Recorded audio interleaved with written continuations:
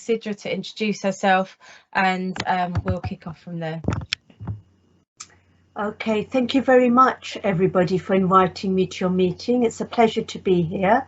I am in touch with the NHS. I'm a chaplain within the medical sector, and it's, I think, with that capacity that I'm here today to talk to you about Ramadan, which is our fasting month, and we're actually observing that month at the moment.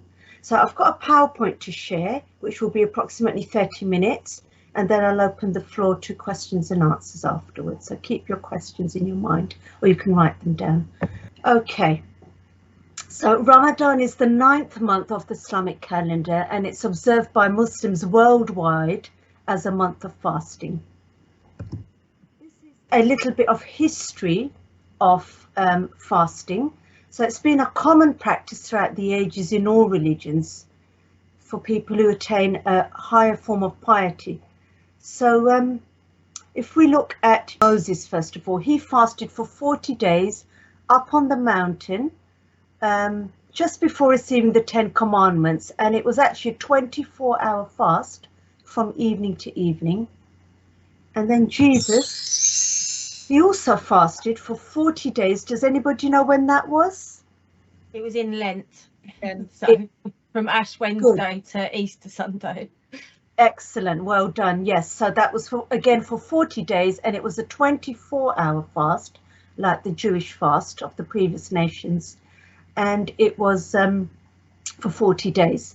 And so by the time Prophet Muhammad came, who we believe came after Jesus, times had changed, and people, the previous nations, had stopped fasting, and they were not really remembering how the poor felt, and lots of bad things were happening. So Muhammad was born in Arabia in the Middle Ages, and even though all the previous nations had fasted, there were lots of bad things happening by the time Prophet Muhammad came. The rich were not looking after the poor at all. The rich were really, really rich, and the poor were really, really poor. There was a big division between the rich and the poor. There was no concept of feeling how the poor feel. And because there was no concept of feeling how the poor feel, nobody wanted to help them. So it was actually all of these things that were happening which then led to Prophet Muhammad, peace be upon him, really getting upset and detesting what was going on in his society. And he used to go up on a mountain called the Mountain of Light, where he would really worry about the world. And it was up on that mountain that Angel Gabriel came to visit him there. Does anybody know another story where Angel Gabriel comes to visit somebody? Everybody knows this one, I'm sure. Christmas. Yes, the Christmas story. Same Angel Gabriel came to visit Mary, and he came and he showed Prophet Muhammad, peace be upon him, some words, and we believe that those words were directly from God, and they were rules for mankind. So start doing this, stop doing this, do a little bit more of this.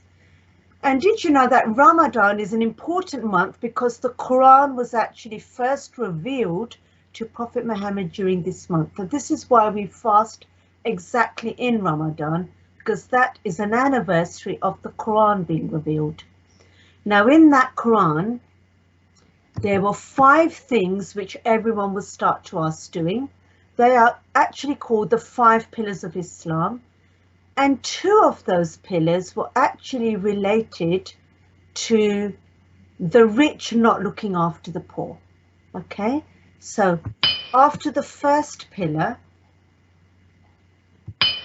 we've got prayer, and then the 3rd pillar, what do you think the rich can do to help look after the poor? What can they actually do physically? Any ideas? What can the rich actually do to look after the poor? Provide food and financial support. Great, well done. Lots of clever people on this.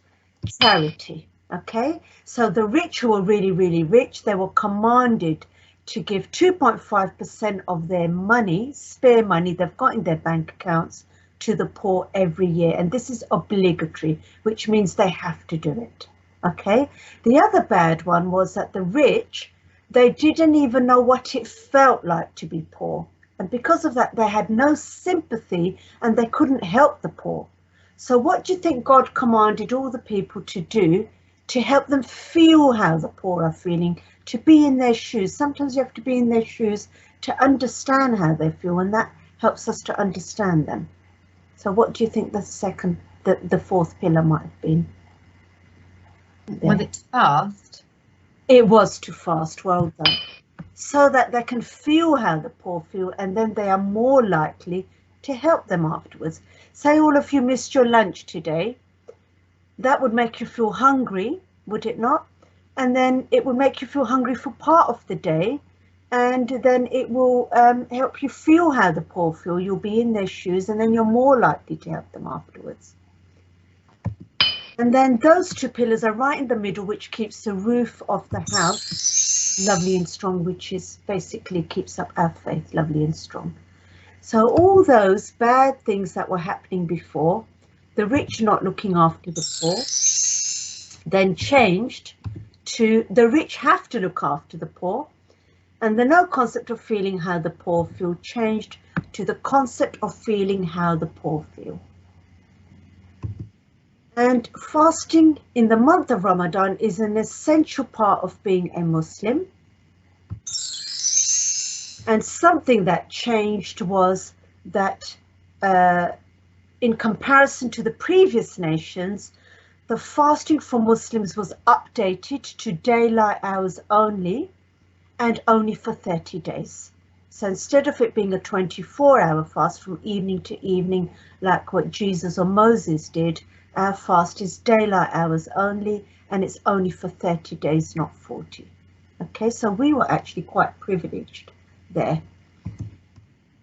So Ramadan is an important month because the Quran was first revealed to the Prophet during this month. Muslims fast from dawn until sunset, abstaining from food and drink. And fasting allows one to truly empathize with those less fortunate. Ramadan actually starts from when we first see the crescent of the moon. So our calendar is based on the moon. This is because the people prior to Islam in Arabia were worshipping the sun. And that's why our calendar is based on the moon, so that we don't worship the sun. And when the new moon starts, that's when we know when Ramadan starts, and we normally find out the day before. And it starts from daylight hours, so we can eat up to daylight hours. We would have a big breakfast, something that's filling. I normally eat porridge, and that really works because it's slow releasing food which keeps us full the whole day. It is definitely recommended to wake up for breakfast in the morning before sunrise. I don't think it is very healthy not to get up for breakfast. So anybody who's lazy and doesn't get up, then obviously they will suffer the whole day. We believe that fasting is good for us. There was actually a doctor, Dr. Jack Goldstein, and he actually told us so many benefits of fasting. So basically it breaks down our fat cells. It actually reroutes energy from our stomach to other parts of our body and our brain, so they work faster. It also heals our body. It restores a youthful condition to the cells and tissues that the ladies will like. It increases the powers of digestion and assimilation.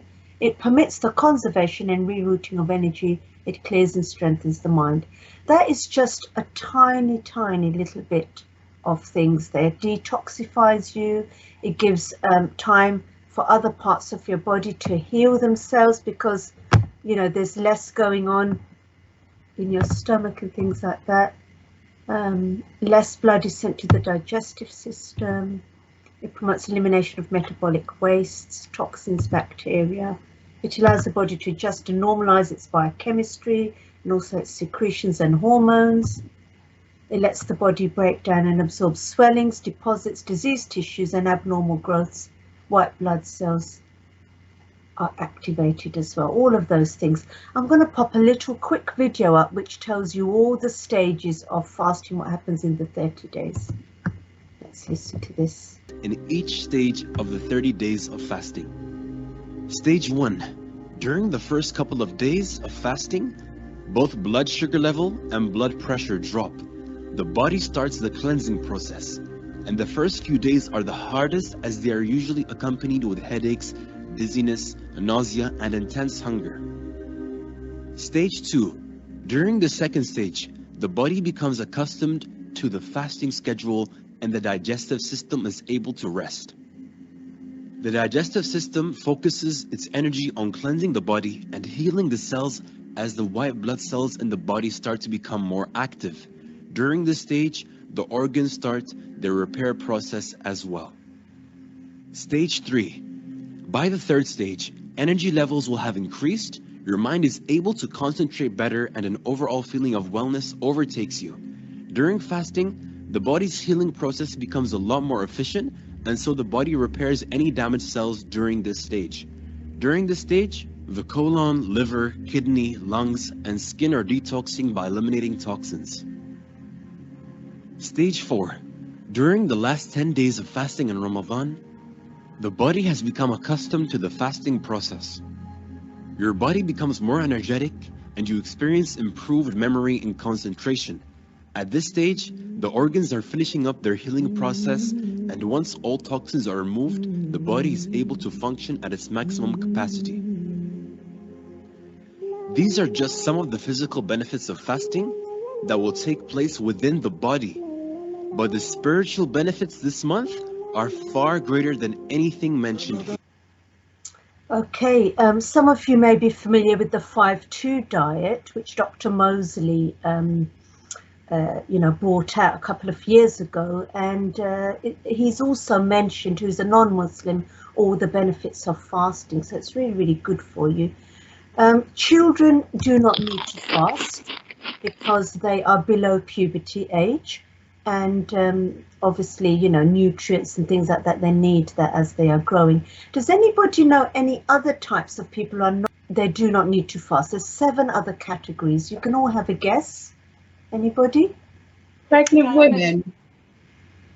Yes, women who are pregnant. Diabetics, Sidra. Diabetics, good. Anybody who's got a medical problem where they need medication, because obviously medication, you're having that and that goes inside your body, then that will break the fast. Somebody mentioned women, so women who are pregnant or women who are breastfeeding their babies, and menstruating women, because they're all in a vulnerable position in those 3 categories, so they do not need to fast. Anybody who's old, they're on so many different types of medication and they're weak and vulnerable. Anybody who's ill, anybody who's traveling, anybody who's disabled, all of those people do not need to fast. What they can do instead is to donate a meal to the needy instead, and that helps them actually to satisfy the fact that they can't fast.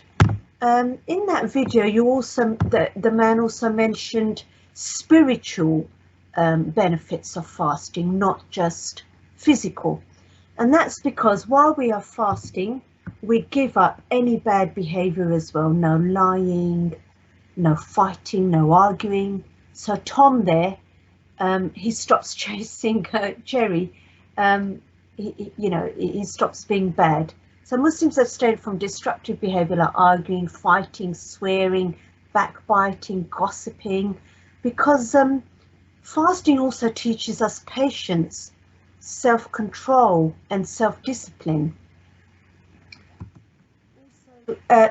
Fasting is a method of self-purification and self-restraint. So we try not to get angry either. Angry birds are not angry in Ramadan. So it's not just a fasting of our stomachs, it's a fasting of our mouths. And generally it's annual training as well for the rest of the year. It's a little bit like this. Fasting is a method of self-purification. If 11 months was stains, let Ramadan be the cleaner. So Ramadan is actually like a sins remover. Also, Ramadan is about losing sins, not weight. And fasting is not about diet or burning calories, but burning of pride, ego, and sins. Now that's a very, very interesting one, but fasting makes you humble because it brings you down to the level of the poor, and you feel like the poor feel, so it makes you really humble, no matter what status you are, no matter how much money you've got. So it really helps with the humbleness side of things as well. Then when it is sunset, we can then open our fast. And does anybody know what kinds of things we would open our fast with? Any ideas? Right, Dates. Dates, good. This is quite a knowledgeable group actually. I'm really quite surprised and happy as well that you know the answer to that, because not very many people know that. So it is dates. Does anybody know why dates? Lots of sugar. Good. They're very sugary. They're very sugary. They're very sweet. They have 3 natural sugars, sucrose, glucose, and fructose, and they go into your bloodstream straight away. So they give you instant boost of energy. So that's what we would open our fast with. Also, they contain lots of fiber. The fiber fills you up straight away, and you don't feel hungry anymore. We would all eat together with our families, which is one of the really great things because it bonds you as a family as well. And especially this year, after 2 years of lockdown, we are doing iftar is the name of that meal. We are doing them all together with lots of friends and family, and in the mosques as well, they're having iftars together. My local mosque is having a fast breaking meal every night. So we all go to the mosque and we're all eating together. It brings us all closer together as in unity. You also, some of you may get iftars from your neighbours as well. So we do give to neighbours, no matter whether they're Muslim or not. We do give food to our neighbours during this month. And we would also, like I said, we would call, neighbours around our family to eat, or family and things like that. The other thing that fasting does, it makes us really grateful for all the food that we've got to eat. So all those, everyone who's fussy normally, we want chicken and chips, or we want this and we want that, or can you make this instead? All of that goes because we really empathize with those less fortunate and really appreciate all the food. During this month, our pillar of giving money to charity, we also end up doing in this month, because we're feeling how the poor feel, it makes us want to give money to the poor. So zakah is the Arabic name for charity. Everybody who's got £1,000 or more spare in their bank accounts will give to those in need who have got less than £1,000. That's the way it works in nowadays currency. We believe everything that's given to us is given to us by God anyway, so then we use some of that money. So each Muslim must pay 2.5% of their capital and assets in those in need. This is obligatory charity. And it's a unique concept compared to other forms of giving because it redistributes the wealth in society. When applied correctly, it effectively eliminates poverty. So did you know that Muslims are the record breakers for giving the most amount of charity in the world because of this system? And it's approximately £40 billion every Ramadan is given to the poor. We also do lots of good deeds, like, for example, the Ramadan is an anniversary of the Quran being revealed. So fasting is only 1% of not eating and drinking. The rest of the 99% is bringing your heart closer to God. So we would go to the mosque, we would pray more. There's no point in fulfilling our 4th pillar of Islam if we're not completing our 2nd, which is prayer. And also we would read the Quran more as well in that month. I've already mentioned the mosque. We would go to the mosque in the evenings. They have a special nighttime prayer there, and we would open our fast there as well. And in the last 10 days is the exact month, is the exact day on which the Quran was revealed. So there's a very special night in the last 10 days on which the Quran was revealed, and on that night people would wake up all night and they would read the Quran and pray and ask for forgiveness from God and things like that, and they would go to the mosque as well. We believe that if we fast sincerely in the whole month, we would actually, all our past sins would be forgiven, and we would have more likelihood to go to heaven. That's what we believe. Okay, right, what happens at the end of the month of not having any lunch, if you like? What would happen at any ideas on what we would do after that whole of that month is finished? Feasting. Lots of Feasting. Yes, well done. So we have a very big celebration. We actually have two celebrations in Islam. Eid is the name. Eid means celebration. Al means off. Fitr means breaking. And what we're breaking that day? Our fast. So that day, first of all, Eid starts on the day when the new moon is sighted again. So this is again why nobody ever knows when Eid is until the night before. In this country, we can't see the moon. It's always really cloudy. So we have to wait to get news from countries where there's a clear sky, like Saudi Arabia. The greeting is Eid Mubarak, which means happy Eid in Arabic. You may find that a lot around that time of year, Eid Mubarak. We would light up our houses with lights. In Islamic countries, you would normally get lights outside of houses, just like Christmas. Celebrations are very similar to Christmas. Children would wear lovely clothes, something shiny and sometimes traditional to the country that they are originally from. You will get a lot of henna tattoos around that time. And people would definitely go to the mosque on that morning to do a special Eid prayer. And food is the highlight of Eid, because obviously we can eat again. So we would get together in big families and we would have a big Eid meal together. Just like on Christmas, you get together with your family and have meals. And the best part of Eid is presents and money. So we do give money and presents to everybody, not just children. And we do give Eid cards as well. We always give Eid cards on Eid as well. Okay, so that brings me to the end. Thank you for that. That was very interesting. And I must say, actually, my son is 14 and in RE, he's been just doing about Islam and the 5 pillars. So it's consolidated my knowledge that I've been working with him on his homework for. So that's great. But has anyone got any questions? Yeah, it would be really good if we could have any questions. Now's your chance, and feel free to ask me whatever you like. I really don't mind whatever you want to ask. No. Now's your chance. So Amanda's got her hand up first. Yeah. Hi. Yeah, it's a really interesting presentation. Really welcomed.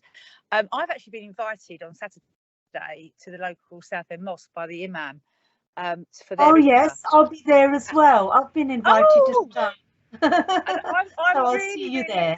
I'm really excited, and when I've done filming, I've worn like a headscarf, and I guess it's just as community member, is there a dress code that I need to observe? Because I don't want to go in. Obviously, I've worn a headscarf before when I've been in the mosque doing filming with the Imam.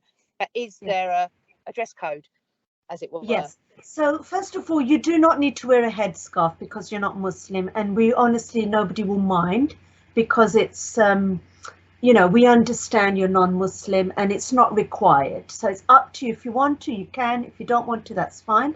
However, obviously you would have to be modestly dressed like you would normally at any place of worship. So for example, a miniskirt would not be appropriate, or shorts. So trousers or a long skirt or a long dress, a maxi dress is perfect actually. A maxi dress, something like that would be perfect. Yes. That's great. I'm That's in my very good. 50s, so mini skirts are well out. Mini skirts are out, and to be honest, That's I have, absolutely you know, obviously because you wouldn't normally wear that at place of worship, but trousers, a long dress, things like that would be fine, absolutely fine. You don't have to wear a scarf on your head. You could wear it around your neck. It's whatever you're comfortable with. That's absolutely that's fine. great. And I'll see you there because I've been invited as a quite a prominent person within the community. I don't live in Southend. I actually live in Brentwood, but they did invite me. They said a lot of non-Muslims are coming, and can you come along? Because I'm actually a Deputy Lord Lieutenant in Essex, which means I represent the Queen. I'm one of the representatives of the Queen. I was the first one to be one of a different ethnicity and Muslim. So because of that, I'm sort of highly regarded amongst the community. So they invited me along. So that's great. Okay, I think, is it Bridget? Thank you. Bridget. Yes. I love your name, Bridget. What a lovely name that is. Thank you. I'm actually named after Bridget Bardot. So in my Yes, private I was life, my going to family say, call me apart from the Bardot. actress, I don't know any other Bridgets. Yes. Yeah. Thank you for the presentation. That was really enjoyable and quite informative. I think what I was interested by is from the health side, with obviously all the followers, the Muslim followers practicing Ramadan. I was quite intrigued that obviously come the end when it's Eid and you then have the large meal, how can everybody then eat? Because of course, haven't your stomach shrunk in that time to quite a considerable, because I did a detox for what, 4 weeks? And when it came to having my first proper meal, I literally had, well, like a small like baby plate of food. So I was just intrigued by that whole fasting process and really that spiritual side of that. So then this celebration where there's all this food, how can anybody then want to eat anything? Because it's like, it is difficult, but you're done. okay, first of all, our eating is kept up. So when we open our fast, we do have a big meal. We're hungry, so we do eat quite well every evening. We're eating really well at the moment. In fact, you know, it's just changing the times of eating, really. We're just sort of, in a way, combining our lunch with our supper in a lot of ways. So it does continue throughout the month. But you are right. Yes, on Eid, we can't eat that much because our stomachs have shrunk. But when you see all that good food, you soon get into the swing of things again. I can imagine, coming from a Caribbean background, I can truly believe that. Yeah. Yes. Thank you. Okay. I think Louise, you've got a question. I think Paul was before me, so I'll let Paul go. Yeah. Okay. Oh, there's Kathy Cannon. I know Kathy Cannon. Hi, Paul. Are you on, Paul? Oh, he's just. Thanks very much. Presentation. Have things, bits and pieces of knowledge, as Louise said, consolidated a bit. About supporting colleagues within the NHS while they're working. Obviously, around our area who are working whilst they are. Colleagues give them during Ramadan, so they can sort of be at their best while they're unable to eat or drink. We got some of that, Paul. I'm afraid you were breaking up, but I think what you were asking was how do we support our NHS colleagues during Ramadan, if they're, you know, particularly those that are on the front line and doing quite physical jobs. They may be tired and so what do we do to support those colleagues? Okay, I think the first thing is that they would be, the probability of them praying would be a lot more during Ramadan. So just to sort of provide them a little break at lunchtime. The lunchtime prayer is the only one at the moment that would affect them while they're working. So just to provide them a little break so that they can go and pray. If possible, a safe space where they can pray, if there isn't one already. I mean, most hospitals and things have prayer rooms. So that would be the first one. And then later on in the day, I would say after lunchtime, just to be mindful that they may be a little bit more tired than normal, you know, because they would have had to wake up early in the morning to have their breakfast and then Some of them may have gone back to sleep, some of them may not have gone back to sleep again. And just to be mindful really that they may be a little bit more tired than normal. But if you do your fast properly, there should not really be a problem. I think there's more of a problem for people who do not wake up for breakfast, is where you'll get the extra tiredness and the extra hunger. If you What do about things, people who have to do a night shift and then they can't go to mosque or do the food, can they eat?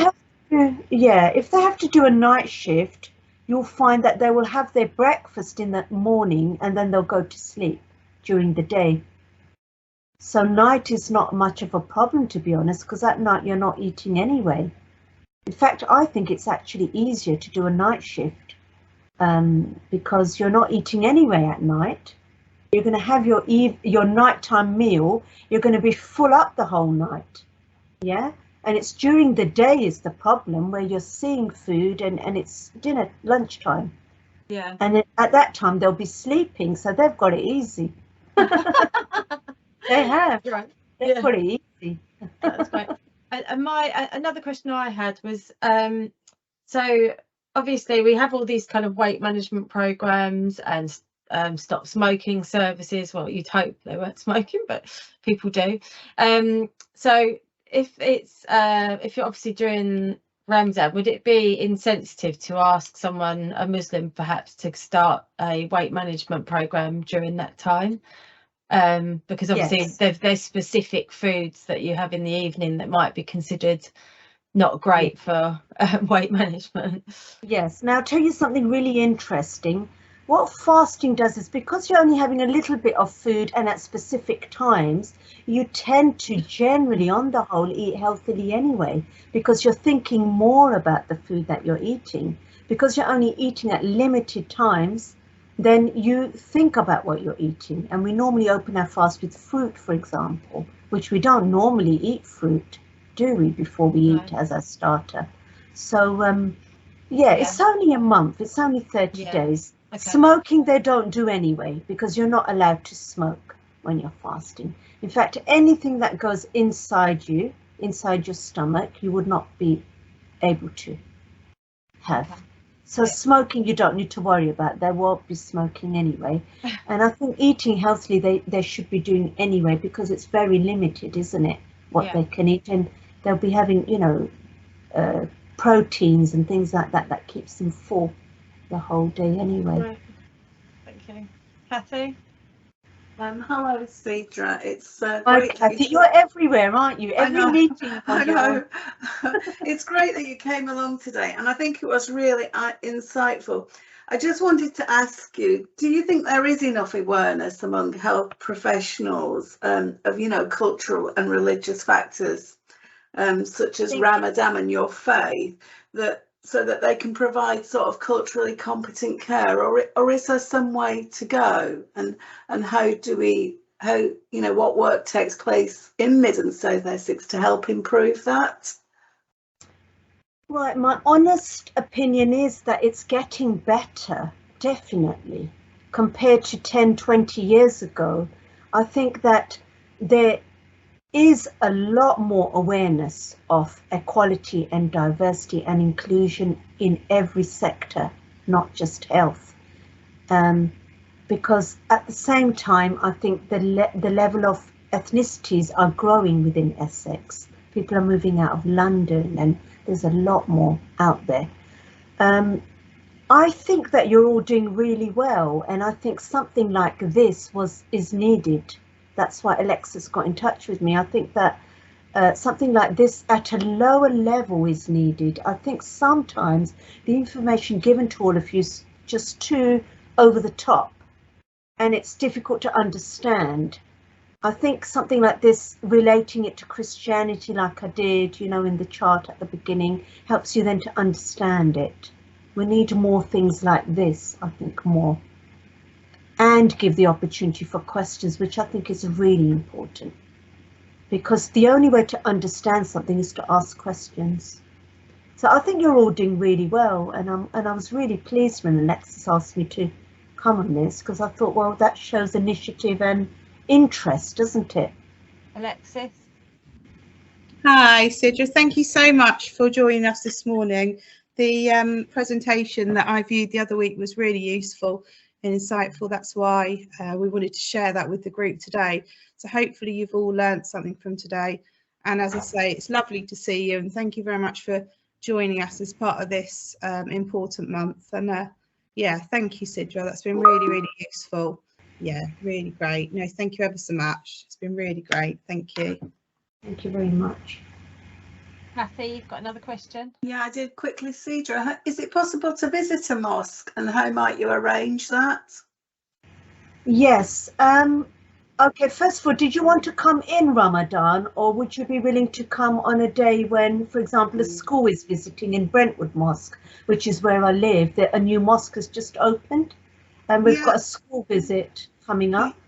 Yeah, if the date coincides, that'd be fine. Or really, you know, I don't mind which. I'd just like to go and visit a mosque. And yeah, you live in Brentwood. I do live in Brentwood, but I get about a lot, so it doesn't have to be Brentwood. And I'll invite you on the school visit where St. Peter's School is coming, where your son used to go. St. Peter's School is visiting the mosque in Brentwood. Yeah, so okay. That's a visit. And if you come on that day, I think that would be very insightful for you to come to see your own, you know, your school where your son went, and in local mosque. I think I'll do that. Happy days, eh? A long time ago. Yes. Thanks, Sidra. Thank you. Thank you, Sidra. Has anyone else got any questions or queries? No.